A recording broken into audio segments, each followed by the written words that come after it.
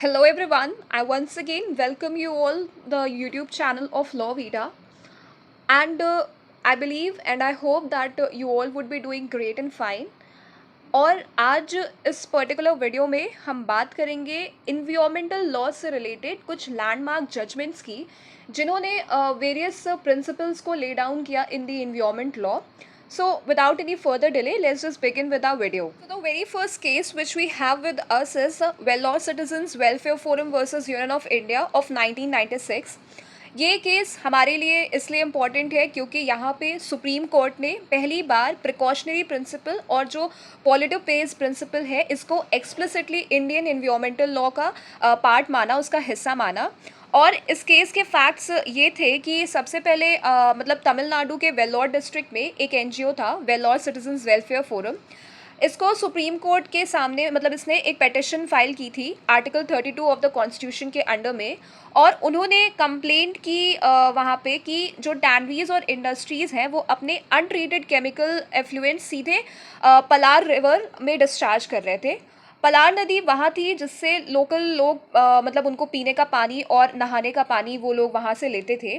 और एक रिपोर्ट के अकॉर्डिंग पॉल्यूशन की वजह से लगभग 35,000 हेक्टेयर्स की जो ज़मीन थी वो खेती के लायक ही नहीं रही थी, वो डेटरेट हो चुकी थी. और इंडस्ट्रीज़ ने अपना डिफेंस ये दिया कि हम फॉरेन एक्सचेंज अर्न कर रहे हैं, एम्प्लॉयमेंट क्रिएट कर रहे हैं, लेकिन इसके साथ साथ पॉल्यूशन और हेल्थ हजार्ड्स भी बहुत ज़्यादा हो रहे थे. तो अब इशू बिफोर द कोर्ट ये था कि क्या इंडस्ट्रीज़ और टैनरीज अपनी ऑपरेशंस कंटिन्यू कर सकती हैं अगर उनके कारण सीवियर पॉल्यूशन और हेल्थ हजार्ड्स हो रहे हो, और क्या ये article 21 that is right to life के वॉयलेशन के बराबर होगा. तो इस केस में हमारी ऑनरेबल सुप्रीम कोर्ट ने कहा, उन्होंने जजमेंट दिया कि डेवलपमेंट और इन्वायरमेंट के बीच एक बैलेंस मेंटेन करना ज़रूरी है. सिर्फ इंडस्ट्रीज़ का डेवलपमेंट ही नहीं बल्कि इन्वायरमेंट का प्रोटेक्शन भी इक्वली इम्पॉर्टेंट है. इसलिए कोर्ट ने कहा कि इन्वायरमेंटल लॉ के दो प्रिंसिपल्स इंडिया में अब अप्लाई किए जाएंगे. The very first one was precautionary principle. इसका मतलब है कि अगर किसी एक्टिविटी से सीरियस इन्वायरमेंटल डैमेज होने का चांस हो तो प्रिवेंटिव स्टेप्स लेना ज़रूरी है, चाहे साइंटिफिक सर्टेनिटी ना हो, मतलब prevention is better than cure. और दूसरा था पॉल्यूटर पेज प्रिंसिपल. इसका मतलब है कि जो भी पॉल्यूशन क्रिएट करेगा उसको ही उस पॉल्यूशन का कॉस्ट बेयर करना होगा. मतलब पॉल्यूटर अपने एक्शंस का जो मतलब पैसा है वो उससे जिम्मेदार होगा. तो सुप्रीम कोर्ट ने ऑर्डर दिया कि सारी टैनरीज 10,000 ईच कॉम्पनसेशन कलेक्टर को पे करे, और स्टेट ऑफ तमिलनाडु को बोला गया कि वो 50,000 एमसी मेहता को पे करे उनके कंट्रीब्यूशन के लिए. तो इस केस से हमें ये सीखने को मिला है कि इंडिया में इन्वायरमेंट प्रोटेक्शन अब सिर्फ एक पॉलिसी मैटर नहीं बल्कि वो हमारे लॉ का पार्ट है, हिस्सा है. Right to clean water and healthy environment is a part of article 21 that is right to life. और सबसे इंपॉर्टेंट बात कोर्ट ने क्लियर कर दिया कि डेवलपमेंट विदाउट इन्वायरमेंट प्रोटेक्शन जो है वो दैट इज अनसस्टेनेबल. ओके, चलिए अब हम नेक्स्ट बात करते हैं एक हिस्टोरिक एनवायरमेंटल केस की, that is rural litigation and entitlement Kendra versus state of UP of 1985. इस केस का बैकग्राउंड था illegal limestone mining in Mussoorie Doon valley. ये माइनिंग फॉरेस्ट को ख़त्म कर रही थी, पानी के नेचुरल सोर्सेज को डैमेज कर रही थी और ओवरऑल इन्वायरमेंट को सीरियस हार्म पहुंचा रही थी. सुप्रीम कोर्ट के सामने क्वेश्चन था कि क्या डेवलपमेंट के नाम पर इन्वायरमेंट को डिस्ट्रॉय करने दिया जा सकता है. तो कोर्ट ने कहा बिल्कुल नहीं. Right to live in a clean and healthy environment is a part of article 21 that is right to life. और कोर्ट ने ऑर्डर दिया कि जो माइन सबसे ज़्यादा नुकसान कर रही हैं उन्हें तुरंत शट डाउन किया जाए, बंद कर दिया जाए, और जो माइंस रिलेटिवली कम डैमेज कर रही थी उनको स्ट्रिक्ट रेगुलेशंस के अंडर चलने की परमिशन मिली. साथ ही कोर्ट ने गवर्नमेंट को बोला कि जो वर्कर्स इस माइनिंग के बंद होने की वजह से अपनी जॉब्स खो रहे हैं उनके लिए ऑल्टरनेटिव एम्प्लॉयमेंट और न्यू लीजेस अरेंज किए जाएं. तो ये केस हमें ये बताता है कि development and environment protection must go hand in hand. अगर एक तरफ एम्प्लॉयमेंट और इकोनॉमी इंपॉर्टेंट है तो दूसरी तरफ एक क्लीन और सस्टेनेबल एनवायरमेंट जो है वो भी इक्वली ज़रूरी है. Next case which we have is Indian Council for enviro legal action versus Union of India of 1996. तो इस केस में एक एनजीओ ने पिटिशन फाइल किया था अगेंस्ट हजार्डस इंडस्ट्रीज जो अपने केमिकल वेस्ट और पॉल्यूटेंट्स को इन्वायरमेंट में डंप कर रही थी. इसका रिजल्ट ये हुआ कि इन्वायरमेंट जो है वो खराब हो रहा था, डेटरेट हो रहा था, लोगों की हेल्थ पर इसका असर हो रहा था, और जो इन्वायरमेंटल लॉज थे उनकी एनफोर्समेंट बहुत वीक थी. इसलिए सुप्रीम कोर्ट का ऑब्जर्वेशन रहा इस केस में, कोर्ट ने रिकॉग्नाइज किया एक important principle, that is polluter pays principle. मतलब जो भी पॉल्यूशन करेगा उसको ही इस पॉल्यूशन को क्लीन करने का खर्चा उठाना होगा, और जो लोग सफ़र कर रहे हैं उन्हें कॉम्पनसेशन जो है वो देना होगा।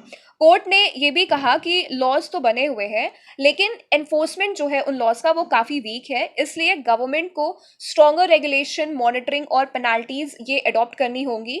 और फाइनल ऑर्डर में कोर्ट ने गवर्नमेंट को डायरेक्ट किया कि विक्टिम्स को प्रॉपर कॉम्पनसेशन मिले, और जो इन्वायरमेंट डैमेज हुआ है उसको रीस्टोर करने के लिए इफेक्टिव मेजर्स जो है वो लिए जाएं। सो फ्रेंड्स, अब हम डिस्कस करने वाले हैं एक ऐसा केस जो सिर्फ इंडिया के लिए नहीं बल्कि पूरे वर्ल्ड के लिए एक रिमाइंडर बन गया कि इंडस्ट्रियल एक्टिविटीज़ कितनी डेंजरस हो सकती हैं अगर सेफ्टी का ध्यान हम ना रखें तो। और मैं इससे रेफरेंस में बात करी हूँ भोपाल गैस ट्रेजेडी केस की of 1984। It is a very landmark case and I hope that you all must be aware of it, but still we will discuss it. So इस केस के फैक्ट्स ये थे कि दिसंबर 1984 में Bhopal, which is in Madhya Pradesh में, एक केमिकल प्लांट था यूनियन कार्बाइड इंडिया लिमिटेड। यहाँ से एक पॉइजनस गैस लीक हुई, मिथाइल आइसोसाइनेट, और इस गैस लीक की वजह से प्लांट के आसपास रहने वाले हज़ारों लोग जो है वो इफ़ेक्ट हुए। बहुत सारे लोग तुरंत उनकी डेथ हो गई, और हज़ारों मतलब को सीवियर कुछ हेल्थ प्रॉब्लम्स हुई। और जो लोग बच गए उनकी आज तक भी जो हेल्थ है उस पर काफ़ी उसका इम्पैक्ट देखने को मिलता है। Now the issue before the court was कि क्या यूनियन कार्बाइड कॉरपोरेशन, जो कि पेरेंट कंपनी इसकी यूएसए थी, वो रिस्पॉन्सिबल माना जा सकता है, और क्या उन्हें विक्टिम्स और उनके फैमिलीज़ को कॉम्पनसेशन पे करना होगा। तो इस केस में सुप्रीम कोर्ट ने मतलब एक लैंडमार्क प्रिंसिपल अप्लाई किया, that is of absolute liability. अब ये प्रिंसिपल हम थोड़ा सा समझते हैं तो हमारे पास एक प्रिंसिपल है स्ट्रिक्ट लाइबिलिटी का इन ओल्ड इंग्लिश लॉ। इसमें अगर कोई हजारस एक्टिविटी होती है तो कंपनी लाइबल होती है, लेकिन इसके कुछ एक्सेप्शंस भी होते हैं, जैसे कि act of God, third party fault, plaintiff's negligence, ये सब। लेकिन एब्सोल्यूट लाइबिलिटी इंडियन प्रिंसिपल है, और यहाँ पे इसमें किसी भी टाइप का कोई भी एक्सेप्शन अप्लाई नहीं होता है। अगर आप हजारस एक्टिविटी कर रहे हो और पब्लिक को डैमेज हुआ तो आप 100% लायबल होगे, चाहे कुछ भी हो। तो कोर्ट ने कहा कि अगर कोई हजारस और डेंजरस इंडस्ट्री चलाई जा रही है और उससे कोई एक्सीडेंट होता है जिसमें लोगों का नुकसान हो, तो उस कंपनी की एब्सोल्यूट लायबिलिटी होगी।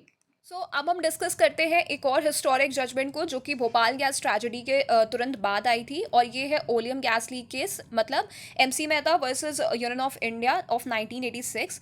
तो दिल्ली में एक केमिकल प्लांट था, Shriram food and fertilisers limited. यहाँ पर हजार्डस केमिकल्स प्रोड्यूस होते थे। दिसंबर 1985 में प्लांट से ओलियम गैस लीक हुई, एक बार 4 दिसंबर को और फिर 6 दिसंबर को। इस लीकेज की वजह से एक एडवोकेट की डेथ हो गई, और बहुत सारे लोग जो है उनको सीरियस हेल्थ इश्यूज से सफ़र करना पड़ा।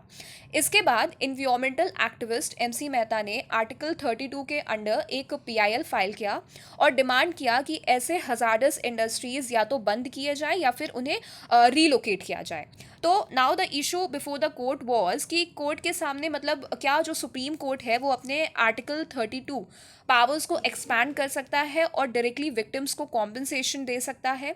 क्या यहाँ strict liability, that is which was given in the Rylands versus Fletcher के केस में, वो अप्लाई होगा, या एक नया प्रिंसिपल बनाना होगा हजार्डस इंडस्ट्रीज के लिए?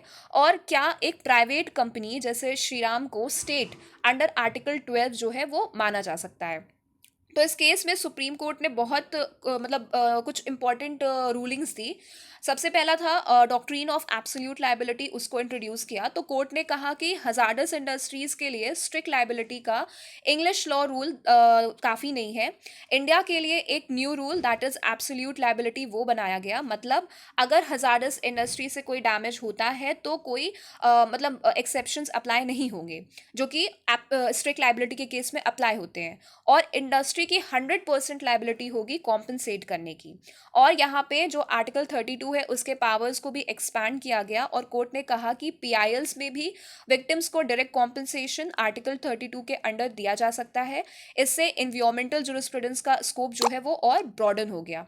और कोर्ट ने रिकॉग्नाइज किया कि राइट टू लाइफ जो है that is equivalent to right to live in a safe environment which is free from industrial hazards. और साथ ही कोर्ट ने श्रीराम प्लांट को स्ट्रिक्ट सेफ्टी मेजर्स के साथ रीओपन करने की परमिशन दी, लेकिन क्लियर कर दिया कि इंडस्ट्रीज की पब्लिक सेफ्टी के लिए एब्सोल्यूट रिस्पॉन्सिबिलिटी होगी। Now we will talk about another important case जो कि वर्कर्स सेफ्टी और इन्वायरमेंट से रिलेटेड है, and that is consumer education and research society versus Union of India which is of 1995। तो इस केस में वर्कर्स एस्बेस्टॉस इंडस्ट्रीज में काम कर रहे थे। प्रॉब्लम ये थी कि एस्बेस्टॉस के एक्सपोजर से उनकी हेल्थ पर सीरियस हजार्ड्स हो रहे थे, जैसे लंग डिजीजेस और कैंसर। नाउ मतलब कोर्ट के सामने अब ये सवाल था कि क्या इंडस्ट्रीज जो एस्बेस्टॉस यूज़ करती हैं उन्हें वर्कर्स के हार्म के लिए रिस्पॉन्सिबल माना जाएगा, एंड सेकेंडली क्या पॉल्यूटर पेज प्रिंसिपल और प्रिकॉशनरी प्रिंसिपल यहाँ पे अप्लाई होते हैं। तो कोर्ट ने हेल्ड किया कि एस्बेस्टॉस इंडस्ट्रीज को इंटरनेशनल लेबर ऑर्गेनाइजेशन के सेफ्टी स्टैंडर्ड्स स्ट्रिक्टली फॉलो करने होंगे। जो वर्कर्स एस्बेस्टॉस एक्सपोजर से सफ़र करते हैं उनको कॉम्पनसेशन देना इंडस्ट्री की एक तरह से लाइबिलिटी है, रिस्पॉन्सिबिलिटी है। एंड कोर्ट ने डायरेक्टिव दिया कि एस्बेस्टॉस सेफ्टी चेक करने के लिए मेम्ब्रेन फिल्टर टेस्ट जो है वो यूज़ किया जाए। साथ ही कोर्ट ने यहाँ पे polluter pays principle as well as precautionary principle which I have discussed with you in the earlier cases also उसको अप्लाई किया। और कोर्ट ने स्टेट गवर्नमेंट को भी बोला कि जब भी डेवलपमेंट पॉलिसीज बनाए तो इन्वायरमेंट और वर्कर्स की सेफ्टी का जो बैलेंस है वो ज़रूर रखें। Now, next we have is the case of AP Pollution Control Board versus Professor M.U. Naidu and others of 1999। ये केस हैदराबाद के हिमायत सागर और उस्मान सागर लेक से रिलेटेड था, जो कि मेन ड्रिंकिंग वाटर सोर्सेज है हैदराबाद और सिकंदराबाद के लिए। प्रॉब्लम ये थी कि आसपास की इंडस्ट्रीज अपना वेस्ट डिस्चार्ज कर रही थी और ये लेक्स को पॉल्यूट करने का रिस्क था। इशू ये था कि क्या ऐसी इंडस्ट्रीज को सेंसिटिव वाटर सोर्स एरियाज में ऑपरेट करने दिया जा सकता है। तो इस केस में सुप्रीम कोर्ट ने कहा कि यहाँ पे प्रिकॉशनरी प्रिंसिपल अप्लाई होगा, मतलब डैमेज होने से पहले रोकना है, बाद में फिक्स करना मुश्किल होता है। कोर्ट ने ऑर्डर दिया कि इन्वायरमेंट प्रोटेक्शन एक्ट 1986 के अंडर एक प्रॉपर अथॉरिटी बनाई जाए जो प्रिकॉशनरी प्रिंसिपल को इम्प्लीमेंट करे, एंड इंडस्ट्रीज को सिर्फ उन्हीं जगहों पर ऑपरेट करने की परमिशन होगी जो प्रोहिबिटेड एरियाज से बाहर हो और इन्वायरमेंट या लोगों को हार्म ना करें। Next we have is the case of KM Chinnappa versus Union of India of 2002, and it is a very important case related to intergenerational equity principle। Issue ये था कि क्या प्रेजेंट जनरेशन को नेचुरल रिसोर्सेज इतने use करने चाहिए कि future generations के लिए कुछ बचे ही ना। तो इस केस में सुप्रीम कोर्ट ने कहा कि प्रेजेंट जनरेशन रिसोर्सेज यूज़ कर सकती है लेकिन उन्हें एग्जॉस्ट कर देने का राइट नहीं है। एक बैलेंस होना चाहिए, रिसोर्सेज को प्रोटेक्ट और प्रिजर्व करना होगा ताकि आने वाली जनरेशन्स भी उन्हें इक्वली इंजॉय कर सकें। ठीक है। Next we have is the case of Narmada Bachao Andolan versus Union of India of 2000।